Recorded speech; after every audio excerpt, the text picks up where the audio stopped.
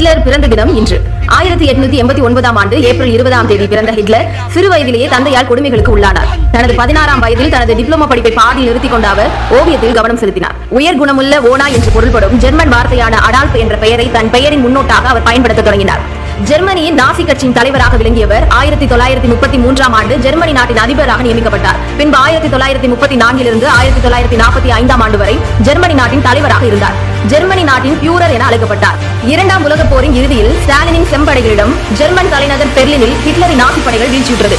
யூத பகைமை கருத்தாய்வு நூல்கள் இவர் அதிகம் விரும்பினார். போல்மிக் மற்றும் மார்ட்டின் லூதரின் யூத எதிர்ப்பு நூல்களை அதிகம் விரும்பி படித்தார். மெயின் கேம்ப் என்ற புத்தகத்தை இவர் எழுதியிருக்கிறார். இவர் மிகச்சிறந்த ஓவியரும் ஆவார். முதல் உலகப் போரின் போது ஜெர்மனி படையில் ராணுவ வீரராக இருந்த ஹிட்லர் இரண்டாம் உலகப் போரின் போது ஜெர்மனியின் சர்வ அதிகாரியாக விளங்கினார். தன்னைத்தானே துப்பாக்கியால் சுட்டுக்கொண்டு 30 ஏப்ரல் 1945 இறந்தார். அறிவையும் சிந்தனையும் விரிவாக்க சேனலை சப்ஸ்கிரைப் பண்ணிடுங்க.